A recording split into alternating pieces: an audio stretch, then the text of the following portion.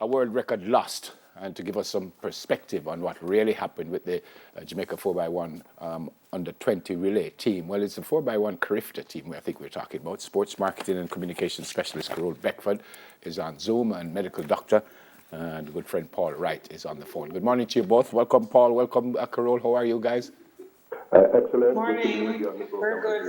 Hi, Simone. Hey, morning. Fantastic. Dr. Paul, because you were involved, I'm going to go with you first. I think everyone knows what happened.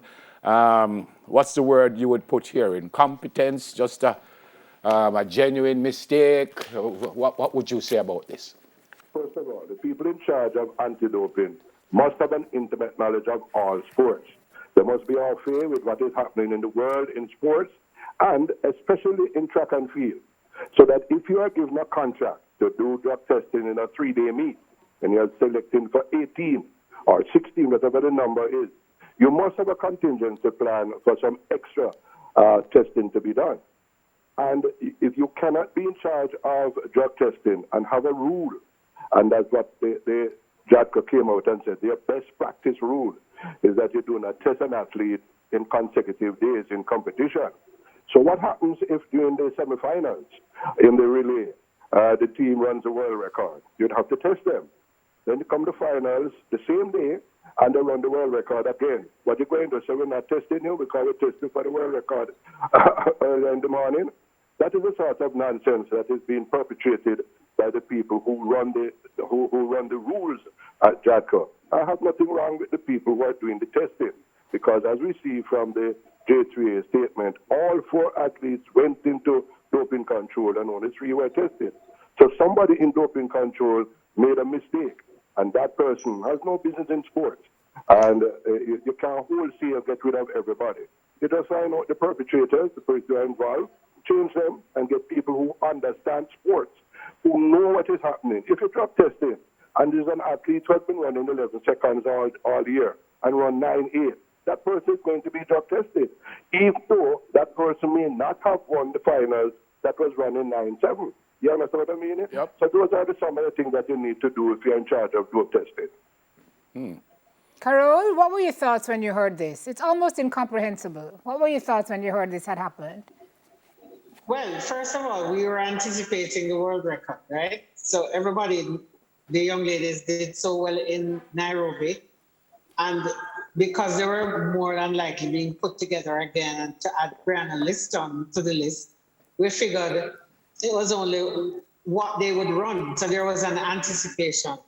I actually worked with Carifta, so I was actually in the stadium. And I mean, that particular race, everybody were more or less on their feet in terms of, what time would run. So there was anticipation.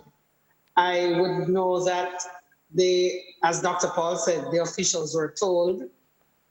And in the event of junior athletes, as was being suggested before, that they can't test them back to back, these young ladies are elite juniors. And there's always a precondition for them to be tested again.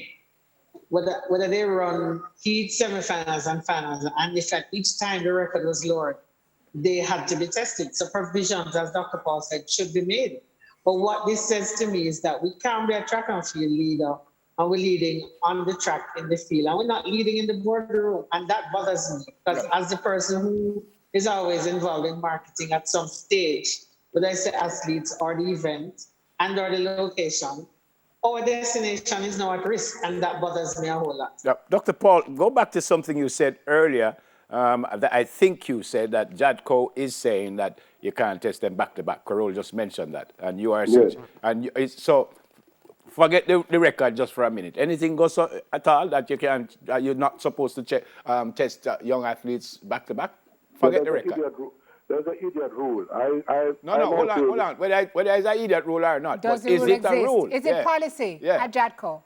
Well, that policy has got to change. No, Dr. Paul, I understand what you're saying, but I just want to know where this came from. Did somebody just decide to make a test her because I test her yesterday, or is there something that's written to JADCO that says if you test a young athlete yesterday, you can't test them today? That's all I want to know. I understand what you're saying. That is policy. That's That's policy? policy. That is policy. Okay.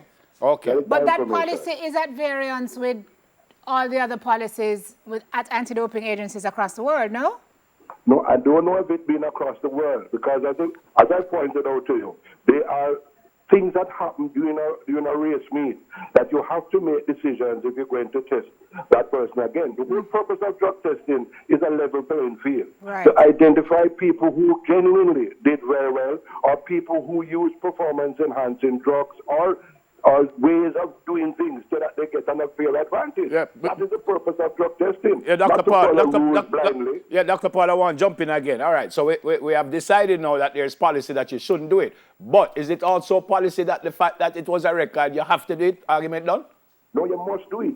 Okay. It won't be ratified if you don't do the drug Right. testing Okay. of all the people involved. Yeah, man. Right. Yeah, man. No, man. I just want to be clear on why this happened in the first place. So I can understand somebody saying this policy and maybe that person, as you said, didn't know the rules officially. But yeah, I hear Dr. you. Paul, can I ask you something? You said in an interview that I heard that this is either a case of idiocy or economy, or economic reasons, or as you said, idiocy.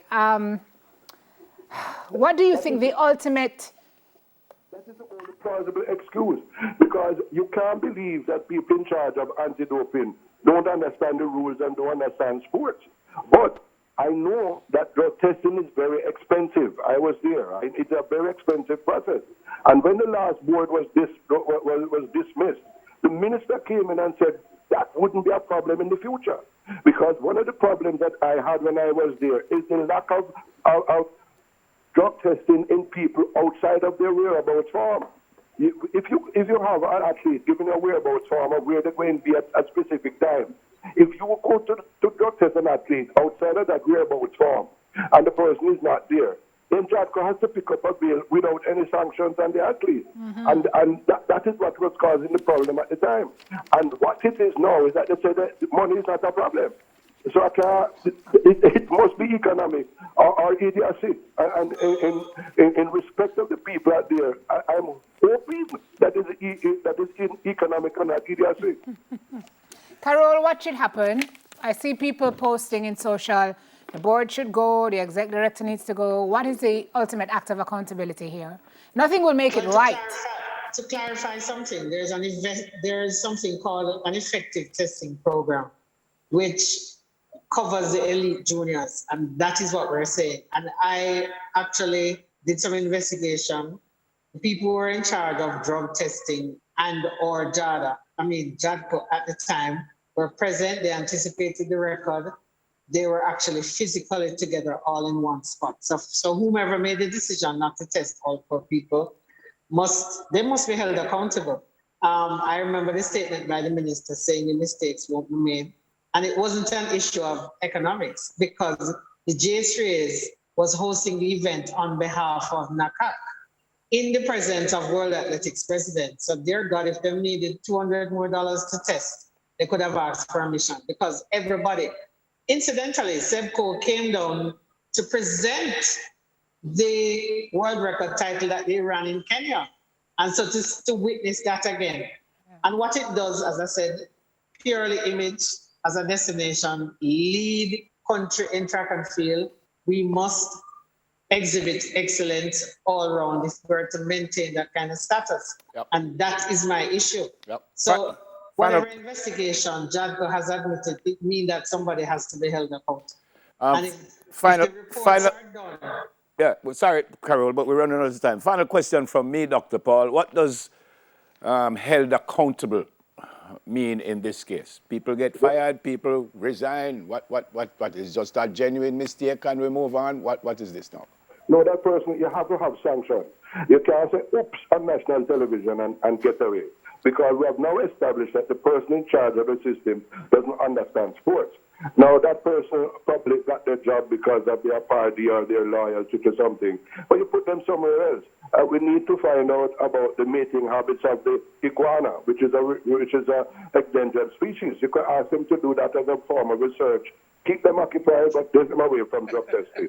Well, to be fair, that person is not here to defend themselves, so I would like to give that person an opportunity to defend what you just said. But from what you just said, I'm thinking you said that person must be removed, whether voluntarily or someone must remove that person. Is that what you said? Yeah. The person in charge.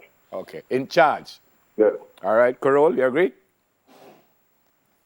No, I think there are two methods. I actually know a little too much, which I can't say publicly, but the people who were there were told, they knew, they admitted the error, and the measures should be taken to remove the persons who did not act as advised.